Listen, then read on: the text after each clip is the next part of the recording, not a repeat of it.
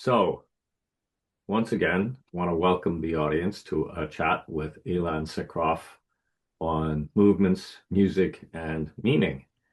And in the midst of all the doubt and uncertainty that we have in the world, we're just going to explore more of that today, but we're going to do it musically, and I think it's going to be fun. So, Elan, what do you have prepared for us today? Okay, well, I was thinking about the following subjects that I would like to get to. I would like to talk about phrasing because the word phrase is translated in from French. Phrase means sentence, and sentence has meaning. And so the phrase of a piece of music, a phrase of a piece of music has meaning, and there is also a corresponding phrasing in the movements. And I've been going over and over trying to think about how to bring this to um, this kind of a platform. And I have come to a different kind of a conclusion for today. But that's the direction that we're going. We're going towards looking at phrasing in terms of meaning. But before we go into this, I have to show something about rhythm again. Okay.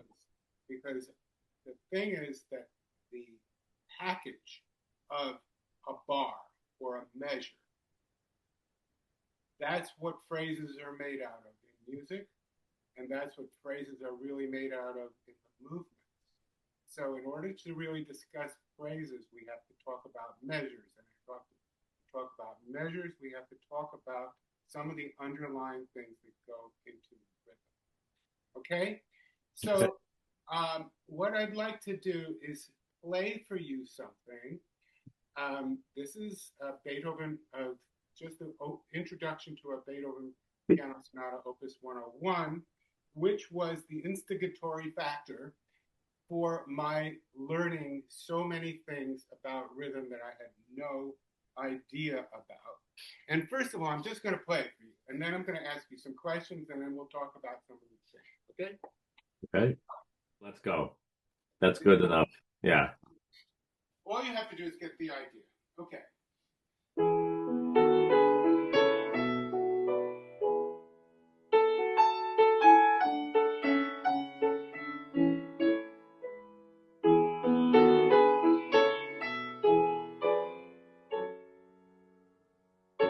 Okay. Hmm. So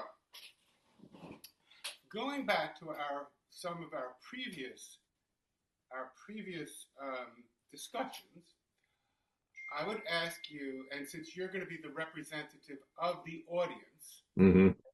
I'm going to ask you, what do you perceive as the rhythm of this?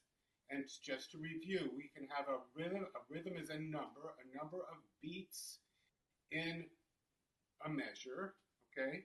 A number of beats which form the basic pattern. So an accented note leading to another accented note. So how many beats are there in each measure? Is it two, three, four, or six? Okay? Hmm. And there are two possible answers to this.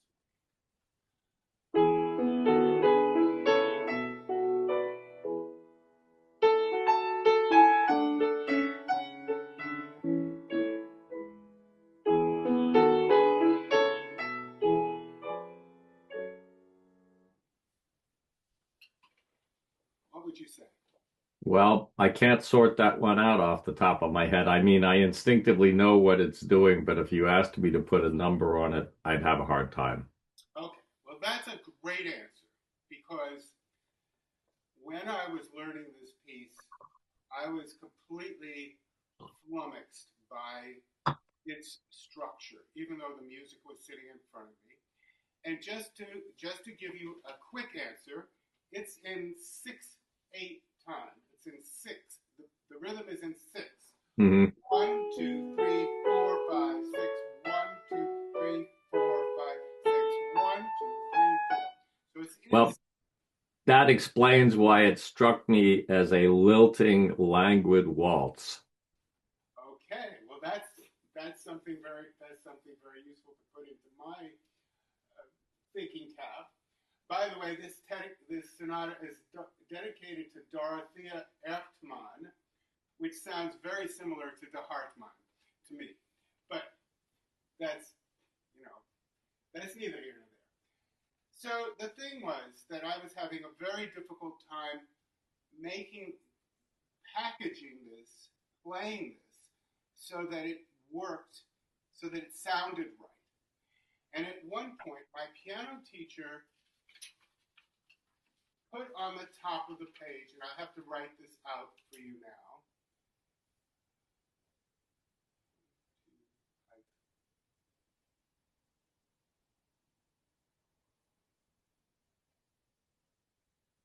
Okay, now can you see this? Yeah. Yeah, I Okay, can see. she said that the grouping in 6/8 time is 1, 2. I should put these slurs on them. But the groupings in 6 are 1, 2, 3, 4, 5, 6, Six 1, one. 2. Right. 6 or 6, 1, 2. Okay, in other words, when I you got it. I okay, mean, I don't know if the audience gets it, but I got it. well, we're gonna go through this in much more detail in a moment, but just when she wrote that on the top, because she was teaching me to count aloud while I played and to work with my breathing. And she said that in order for the underlying principle of six beats is 1, 2, 3, 4, 5, 6, 1, 2, 3, 4, 5. Okay? And that there's a breath between 2 and 3, and there's a breath between 5 and 6. And of course, my mind said, well, why? Why would that be true? Now, I have put down at the bottom of this diagram, can you see that? 1, Yeah. 2, 1, 2, 3, 1, 2, 3, 4, 1, 2, 3, 4, 5, 6. Yeah. Right? And you can see that this is what music looks like. It's 2 lines, that's a bar lines, okay? Right. And over here I've actually put notes so you can see, but numbers. So 1, 2, 1, 2. 1, 2, 3, 1, 2, 3, 1, 2, 3, 4, blah, blah, blah. Okay, and there is no indication on the music when it's written like this that gives any answer to the question of what she was trying to tell me. You can see that, right? And what's worse is that if it's true what she's saying, if you take the bottom one, and I'm trying to see 1, 2, 3, 4, 5, 6, there's a stop sign after 6. The bar line looks like a stop sign. It stops you. So when we learn music and we learn through reading, we start thinking our counting like this: 1, 2, 1, 2, 1, 2, or 1, 2, 3, 1, 2, 3, 1, 2, 3, or 1, 2, 3, 4, 1, 2, 3, 4. And there's always a stop at the package. And she was saying, no, this is not true. The package is for 6, 1, 2, 3, 4, 5, 6, 1. Okay? So this was the conundrum that I was having to deal with. And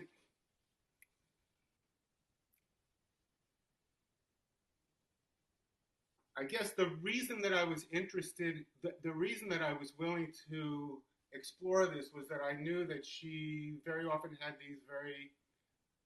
she was almost always right about her ideas. Let's put it that way.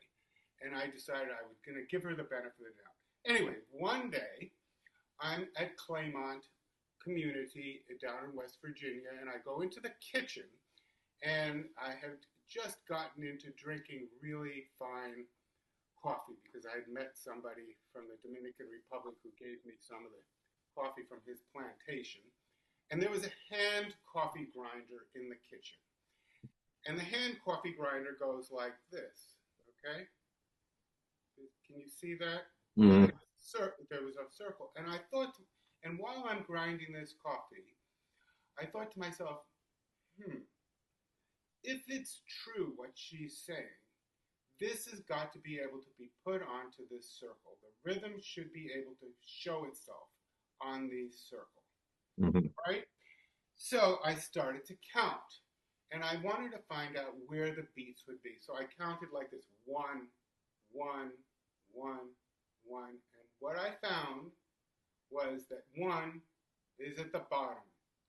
One, one, one, which fits with what they talk about in music theory, that one is the downbeat. So here's one, one, one, one. Okay? And if you're going to take a breath when you're saying one, after you've said one, breathe, one. Right? Does this make sense so far? Hmm. All right. Then I thought, well, in two, if it's in two, so if one's at the bottom, then at the top it's got to be two. So two, one, two, one. See it? Hmm. So the question became, where would one take the breath? Because it was all connected with count.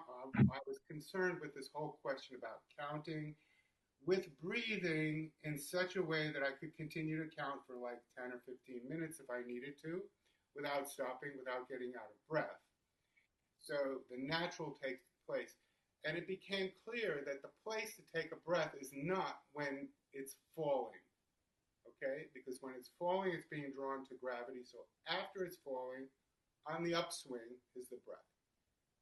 Two, so it's two, one, two, one, two, one. See that? Hmm. Okay. So now we have, and then in three, and so I'm just going to show you now the picture for two. Is that clear? Hmm. Okay. Then we get to three beats. Okay. Now, three beats. So one is still at the bottom. Three, one, two. Now this is the golf swings. Three, one, two. Three, one, two. Breath. Okay. Hmm. And you can see it here. Yeah. Okay. Or this is the baseball swing. Three, one, two. Hmm. Three falls to one and follows through to two. Hmm. Okay.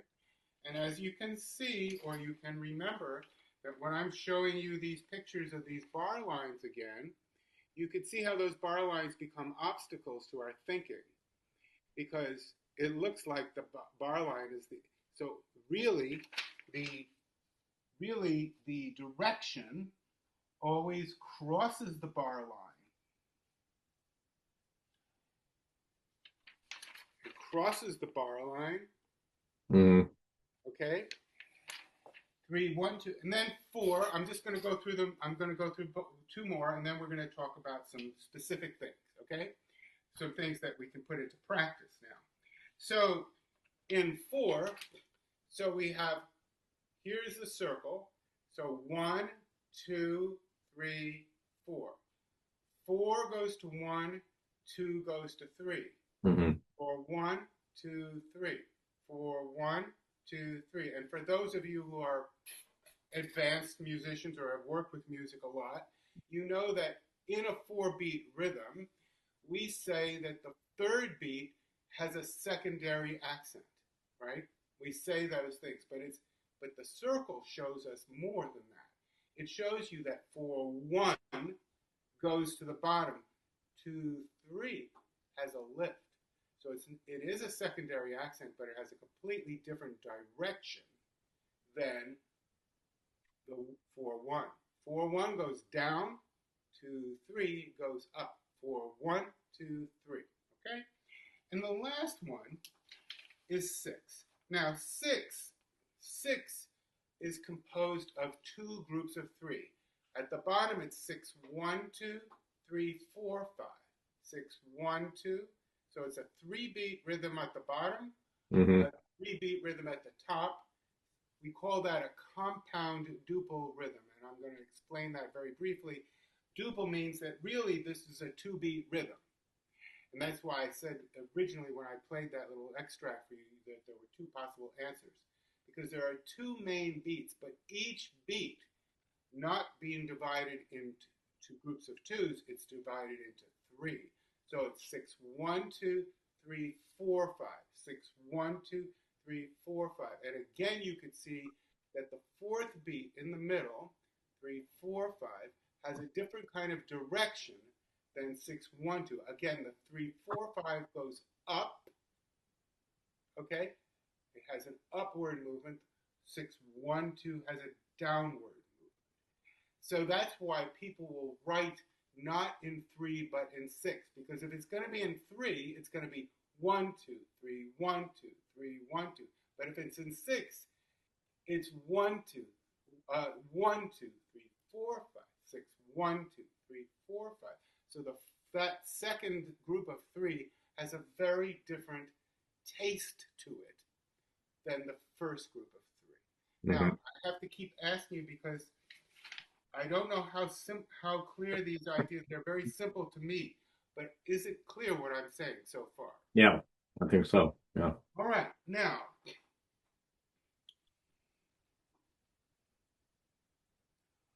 okay.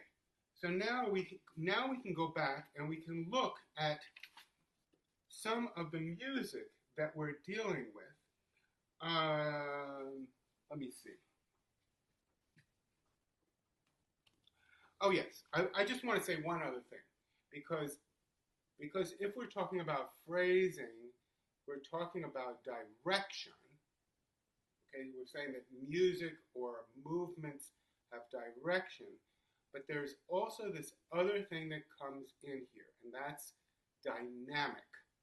Okay, now dynamic really means, the basic dynamics that we have are loud and soft, right?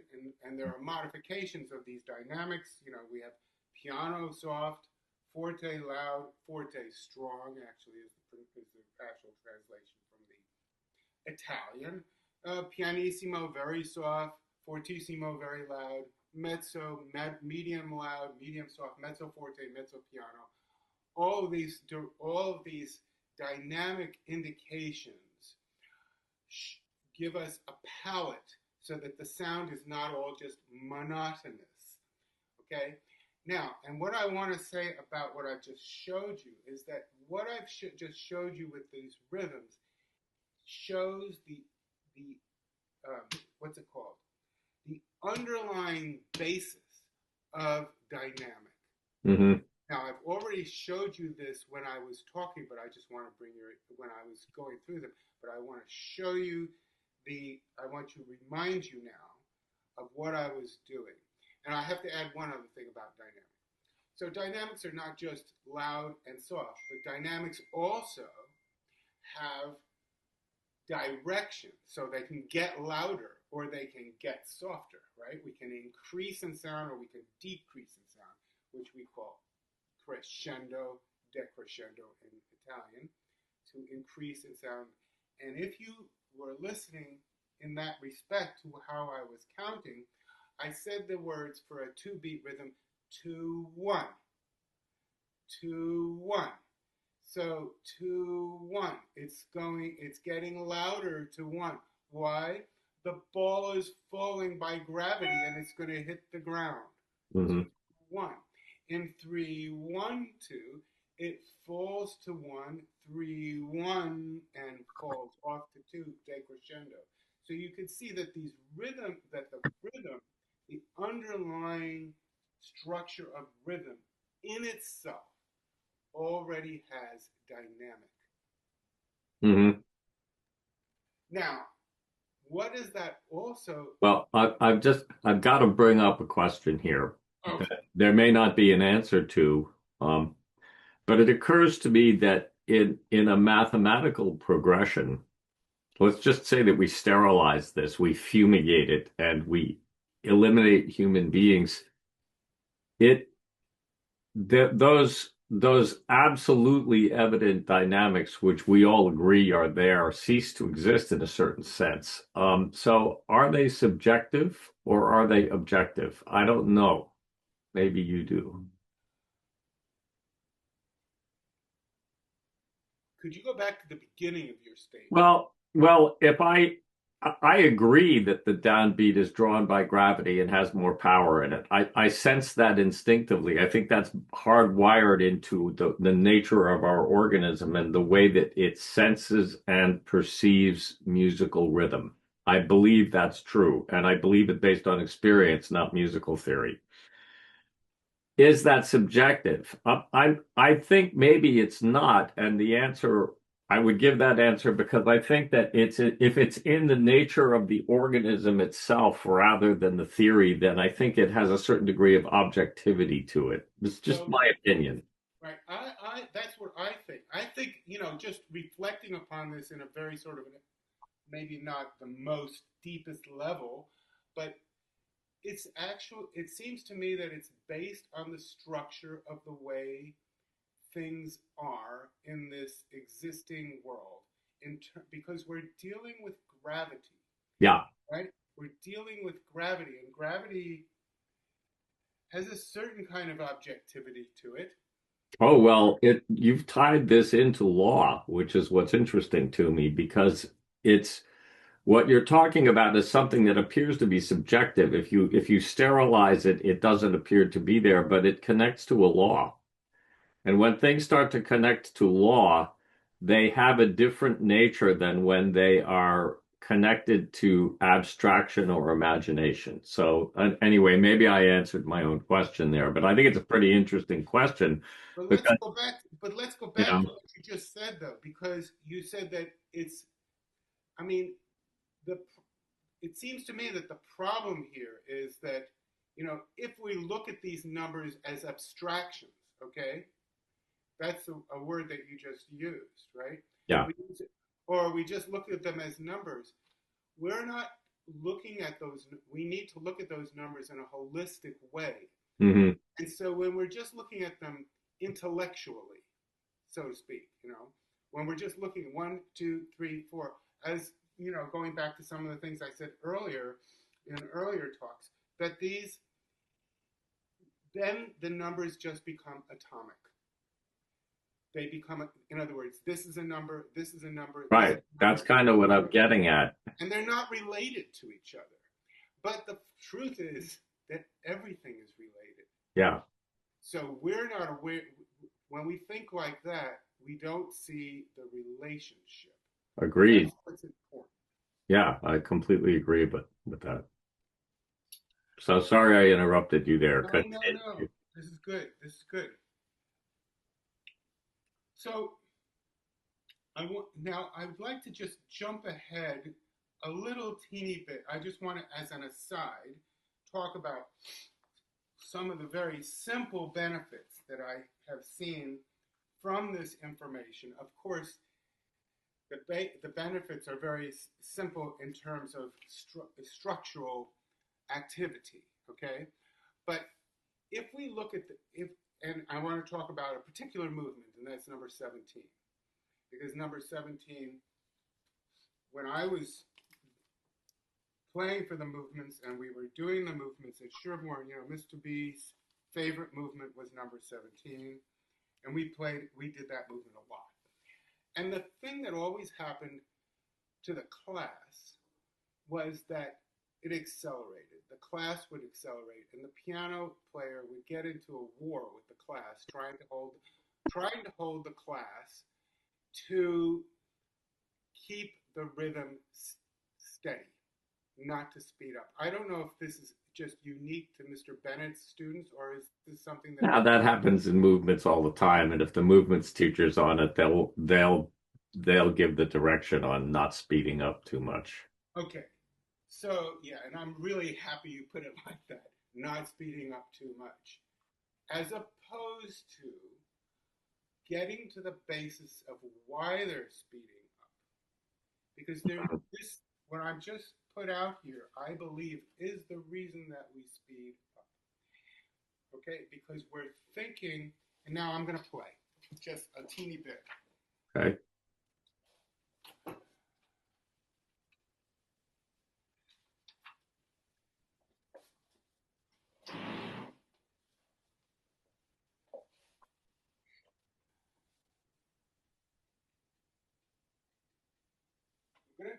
I'm gonna play it deliberately one way. I'm gonna try. It's hard for me to do this now. I've done this other way so many years. But if I go.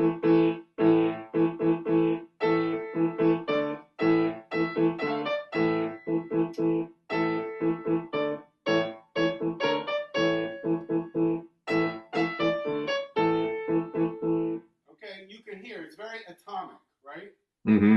Da, da, da, da, da, da, da, da. Yeah, it's got a And staccato quality to it there. yeah, and I'm playing it loud so that you can hear everything. Okay. Now, the thing about that is that we can't hold that. Our bodies cannot hold that.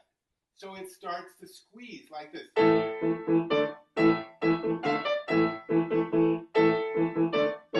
Da, da, da, da, da, da, da, da, Right. Yeah, you can hear it compressing. it starts to compress. Now, if we think, and I'm going to go through two different levels from what we've talked about today. I'm going to talk first about just the breathing structure. Okay, so the rhythm of number 17, by the way, for everybody, I'm sure you all know, is 1, 2, 3, 1, 2, 3, 1, 2, 3, and the second beat is divided. It's divided, but it's so this is 1, 2, and 3, 1, 2, and 3, right? So the second beat is divided, but it's still in three. 1, 2, 3, 1. Now, what happens if we take a breath after two? So we now, and I'm going to take away the division. I'm just going to make it 1, 2, 3, 1, 2, 3, 1 for simplicity. If I do this, 1, 2, 3, 1, 2, 3, 1, 2, 3, 1, 2, 3, 1, 2, 3, 1, 2. What happens to the character of the music immediately? Can you hear that? 1, 2, 3, 1, 2, 3, 1, 2, 3, 1, 2, 3, 1, 2, 3, 1, 2. What happens? Well, I mean, it depends on whether you want an analytical approach or something that expresses the feeling of the piece. The feeling of the piece changes, and it inserts a search into the rhythm that wasn't present when it was being executed mathematically. It's so great to talk to you, Lee, because you say things we agree on these things, but your take on them is very different from mine. Your expression of them is Hmm. different from mine. But yes, it brings out the feeling. One of the reasons it brings out the feeling is because now we have dynamics, which I wasn't going to express to begin with. Well, yeah, that's what creates the feeling, but it's the dynamics have a sensitivity to them, and the movement immediately becomes interesting. It's not a machine anymore. The first time you played it, it was very mechanical, and it sounds like a machine. You could imagine pistons working there. The second time around, it sounds like a living creature, you know? So now let's take a look. Let's take a look at what I said from that diagram and just put it onto here. So it says 1, 2, loud, soft. So we have 1, 2, not 1, 2. We have, we don't have, we have Yeah. 1, 2. Then we have 3, 1, 2. That's the package. 3, 1, 3, 1, 3 gets louder. 3, 3, 1, 2. You hear it? Yeah. 3, 1, 2, 3, 1, 2. Now it also has this. It also makes the whole thing begin to roll. Can you hear that? So now Well, that's why I said there's a search in it because it's reaching for something that it's not quite sure of the location of. And a lot of the Hartman music, the Gurdjieff de Hartman music has that quality if you listen carefully. There's always in the background the dynamics and the you call it the roll, the forward flow of the music creates a landscape that you're moving through. And I always think of that in a strange way, literally, because it's obvious there's no actual landscape there, but I always feel like I'm being drawn through one into an unknown place. And I think that you've just very effectively demonstrated the manner in which that takes place by using this particular piece. I mean, it's a simplified version of it, but that is an essential element in the music. that's right. Yeah. It's in the rhythm. It's hardwired into these different rhythms. Hmm. And I just want to add one more. I mean, there's plenty to talk about, but we can't go on forever and around then. But I just want to now put in the eighth note so that you hear it with the way it's written. Okay. But before I do, um, according to this rule, that there's a breath after two, right? One, two, three, one, two. Anything after the beginning of two belongs to the next group. So the second eighth, one, two, and, that and does not belong to two. It belongs to three. So it's one, two, three, one, two, three. Okay? It belongs to the next beat. It only goes to two. I got it. So there's a bifurcation at that point. And it's at that point where the acceleration takes place. Because Hmm. the direction changes there. One is related to the previous beat, and the other is related to the next beat. There's a place in there. And the whole question then becomes, which I've done a little work with movements classes on, not that I'm a movements teacher, but I know the music, to actually get people to count when they're doing the foot pattern of number 17, like this. One, two, breath, three, one, two. One, two, three, one, two, three. Little breath. And when they do that, there is no possibility of accelerating. Hmm. Okay? And each of these rhythms, as I've showed you from those patterns, they're all different, right? 4, 1, 2, 3. You count like that, you get the thing. Now, I'm just going to play, and I'm going to use the right dynamic, which the first time is piano. Okay, so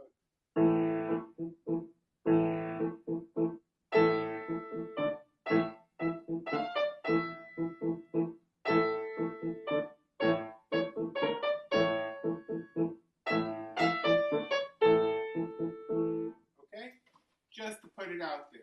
So there's a very, as opposed to,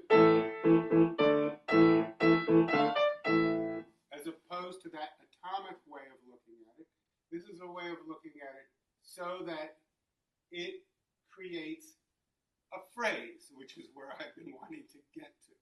So, and we could talk about phrases at another time. Well, we should think about that because we're actually running closer to 40 minutes than 30. Not that it isn't fascinating, mind you. I'm sure the audience will forgive us. But I think that that's a great exposition of the structural and dynamic issues we're looking at here. Even in very brief pieces of music, there's a really good illustration of those principles. Okay, great. So I thought that was pretty cool.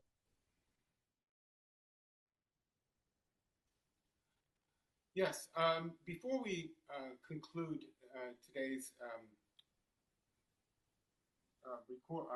conversation, before we conclude today's conversation, I just might want to remind you that if anybody is find themselves interested in this and would like to get in touch with me about their own personal discoveries or any kind of question that you have, please feel free to do so. I will respond to you. Thanks.